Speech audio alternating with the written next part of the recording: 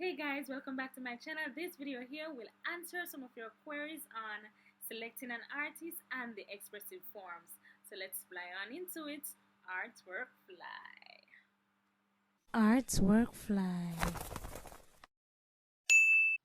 I'm almost sure you mentioned that the student can venture out of the expressive area regarding research to look at works of art to make that link, that connection. So if I'm doing, say, painting and mixed media, I can look at somebody's work who is doing ceramic to make that connection. I can venture out. While you could do that, it is not really a best practice. We want the student to remain within the expressive form, but they must be able to show the link. If all else fails and they cannot find someone within the expressive form, right, and then they may venture into someone who would have demonstrated similar skills, right? So in ceramics, for example, while the person might be glazing, right, or painting on their ceramics, they might see that as a way of making that connection. But it is not something that we really encourage for a student to have their inspiration or study an artist outside of the expressive form. There are several persons who are asking if their reference can be somebody of another profession. For example, if they can be inspired by a musician, can they be inspired by an artist who is not well seen as a popular artist or an established artist, if they could actually use those persons as reference. So I just wanted him to go in a little bit of detail about that, just to clarify that for them. One of the things that we look for in terms of the artist, in terms of inspiration, we look at the skills and competencies that the child is studying, right, or developing. And yes, we could use an artist who might be a musician, right, but we would still need to come back to using an artist who is within the expressive form. So yes, the musician might be an inspiration, right? Because we know in music there are some similarities to that of visual arts when we start talking about things like rhythm and these things, all right? But for the most part, we would prefer to stay in the realm of the visual arts.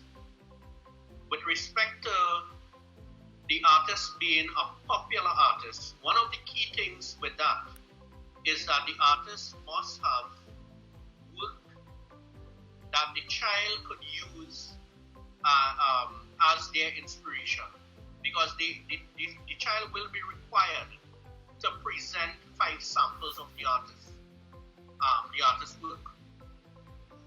All right.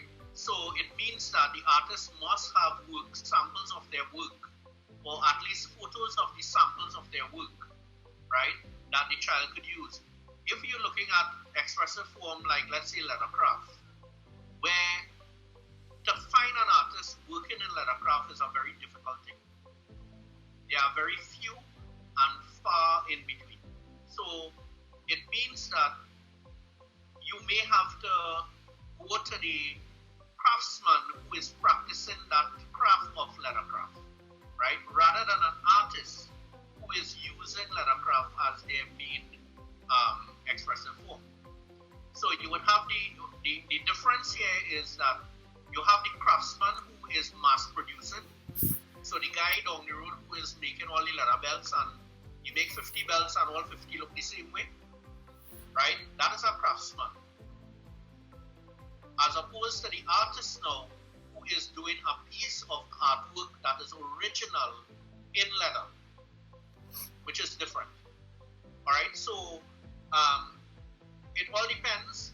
At the end of the day, the child must be able to get samples of the artist's work or pictures of the artist's work that would be able to support what they're doing. So in terms of the popularity of the artist, I don't really think that that is a factor. What is of importance is that this person, this artist, has had an impact on the students. I'd like to just add to that comment as well, that we need to understand the difference between inspiration and influence. A child might be inspired by music, and that can become their theme throughout their artwork. But the artist that they would be looking at is somebody who's going to influence their artwork, and therefore they should really be looking at a visual artist because they are visual artists. So although their inspiration can come from dance or music or a musician in particular, but really the inspiration is different from the influence. When they're researching an artist, it's somebody who's going to influence their work. Very well said. Thank you very much. Just wanting to support you on the, don't know if it was dead while I was switching computers, but somebody asked about a musical artist. Yes. Being referred to, right? And I wanted to point out that the art forms are different. Somebody has tried to explain the art forms are really different, and therefore the means by which they are analyzed are also different. Yeah. And for the student to use to compare or to select the artist, the works of the artist, as you rightly said, there has to be some relevance with the student's work and the artist's work. And therefore, to use the skill of critical analysis or the tools of critical analysis is very important as the child works, comparing style, technique, medium. So we need to use the instruments of critical analysis of the artist and the student. This is how the student will create that link and see the artist's work as beneficial and also inspirational to what the child is doing, because that artist's work serves as a reference point for the students' work. So it is really ideal, not advisable, to use any other art form than visual arts expression. Not dance, not music, not drama, but visual arts, because the analytics tools are totally different. Is it possible that you could also review the artists that the students will explore? So for example, I have students that would like to explore artists within the overall African diaspora. So that would include maybe artists from Africa or African Americans and so on. Artists that would be discussing and creating artworks that relate to our culture as well.